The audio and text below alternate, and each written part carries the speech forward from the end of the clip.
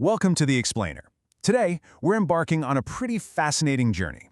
We are going to take the traditional classroom script and literally flip it completely on its head. Okay, let's dive right into this. I want you to just imagine for a second, walking into your classroom, you take your usual seat, pull out your notes, and you're just waiting for the lecture to begin. But instead of turning on a projector and talking at you for an hour, your teacher looks right at you and says, "You are teaching today's lesson." Now, I know, that sounds a little intimidating, right? But what if I told you this exact scenario is actually the foundation of one of the absolute most effective collaborative learning strategies ever created? Section 1. The Student's Jigsaw Journey. To really grasp how this works, we aren't going to look at it from the teacher's desk. Nope, we're going to experience it exactly as you would, as a student participant right in the middle of the action. And that brings us to our core concept today, the Jigsaw Method.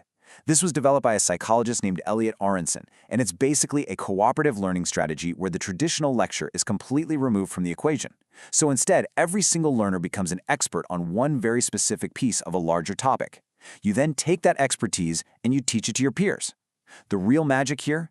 Learning happens almost entirely through peer teaching and collaboration. You rely on them, and they rely on you. It's brilliant. Now, what's really fascinating about the overarching goal here is the why. Like, why put you, the student, in the driver's seat? Well, the objectives of the Jigsaw Method go way beyond just, memorizing facts for a test. As a participant, this method is designed to really develop your personal responsibility for learning. It actively strengthens your collaboration and teamwork. It improves your communication and presentation skills because, you actually have to speak up and share. But above all, it creates a much deeper understanding through peer teaching, and it fosters true interdependence. And honestly, that last part, interdependence, is everything. You literally cannot succeed unless everyone in your group succeeds. So here is the high-level roadmap of your day. Step 1. Form home groups. Step 2. Form expert groups. Step 3. Return to home groups. Step 4. Group synthesis. And finally, Step 5. Assessment and reflection. Let's actually break down exactly what each of those steps feels like. Moving to Section 2, leaving the home group. So in Step 1, you form what's called a home group. Imagine sitting down at a table with maybe 3 to 5 of your classmates. Your teacher hands out the day's assignment, but, and here's the major twist, each of you receives a completely different subtopic to learn. You're holding one piece of information, the person next to you has a totally different piece, and so on. You are essentially looking at a giant jigsaw puzzle, and you only hold one single fragment in your hand. You don't know the whole picture yet, which, let's be honest, probably feels a little confusing at first. Which brings us to Section 3, becoming the subject expert. You obviously can't just sit there in your home group staring at your single puzzle piece all day. You actually have to figure out what it means. So you stand up and you move into Step 2, forming expert groups. You leave your home group, walk across the room, and meet up with other students who are assigned the exact same subtopic as you. And right away, the dynamic shifts completely. Instead of a mixed bag of topics, your new table is entirely focused on one single thing. Together, you discuss the material, you study it, and you work as a totally united team to become the absolute experts on this specific content. Let's ground this theory in a real-world example. Imagine the overall topic for the day is inclusive practices in higher education. The teacher has broken this massive topic down into 5 manageable parts. Group A is tackling the meaning of inclusion. Group B is looking at barriers. Group C is focusing on accommodations, Group D on universal design, and Group E on the role of teachers. For our little journey today, I want you to imagine you are in Group A. You're sitting with your fellow Group A members, you're digging deep, analyzing the text, and figuring out every single thing there is to know about the meaning of inclusion. You are becoming the definitive master of that specific subtopic. And this brilliantly illustrates the stark contrast between the two environments you've just navigated. In your home group, you started out as a complete novice, surrounded by peers with totally different assignments. It felt a bit, fragmented. But over in your expert group, you are collaborating deeply to build specialized mastery. You aren't just passively reading a handout. You are actively forging a deep understanding with peers who share your exact, singular focus. All right, Section 4, returning to teach peers.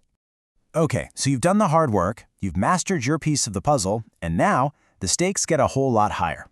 It is time for Step 3, returning to home groups. You leave your fellow Group A experts and walk back to your original table. And this is where you might feel a slight, completely normal surge of panic. Why? Because your job right now is to actually teach your newly mastered subtopic, the meaning of inclusion, to your original peers. They didn't read what you read. They don't know what you know. They are completely relying on you to explain it clearly so that they can understand it. And the feeling is totally mutual. You are relying on them to teach you about the barriers, the accommodations, and all the rest of those subtopics. Once everyone around the table has taken their turn teaching, you reach step 4, group synthesis. Your home group now takes all of this taught information and combines it. You discuss how all these different subtopics connect to one another, and this is that incredibly satisfying aha moment.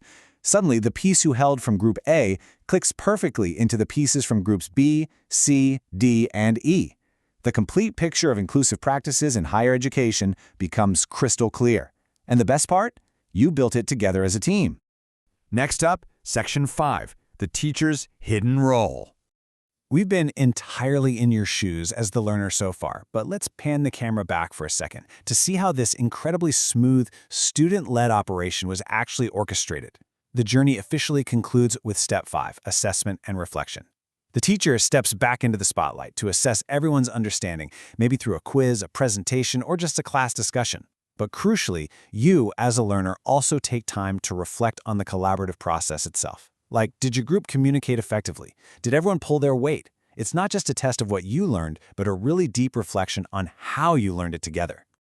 Pulling back the curtain even further, we see that while the teacher didn't deliver a lecture, their workload behind the scenes was absolutely massive. They had to strategically divide all that content into perfectly manageable sections. They organized the complex logistics of the home and expert groups. They provided all the necessary learning resources. During the activity, they were constantly walking around, monitoring discussions, and ensuring collaboration was actually happening. And finally, they assessed both individual and group learning. The teacher in the Jigsaw Method isn't just a broadcaster at the front of the room, they are a master architect and a vigilant facilitator. Let's move to Section 6, weighing pros and cons. Now that we've experienced the Jigsaw Method from start to finish, let's take a step back and objectively evaluate the whole shebang. The advantages make it crystal clear why this method is so heavily praised. As a participant, you experienced active learning firsthand. I mean, there's absolutely no hiding in the back row here. It naturally develops leadership and communication skills because you literally must take charge of your subtopic. It inherently encourages peer teaching, it dramatically enhances your sense of responsibility and accountability, and ultimately, it supports a much deeper conceptual understanding of the material. You simply learned it better because you were tasked with teaching it. But like any strategy, it has its limits. The method requires incredibly careful planning and organization from the teacher up front. It is also quite time-consuming compared to just standing at the front of the room and delivering a traditional lecture. So the crucial point is really this middle vulnerability right here. Learning may suffer if experts do not understand their content well. Think back to our scenario. If you, as the Group A expert, got confused in your expert group and then shared incorrect information with your home group, well, the whole group's understanding of that piece is totally compromised. The interdependence is its greatest strength for sure, but it's also a pretty significant vulnerability.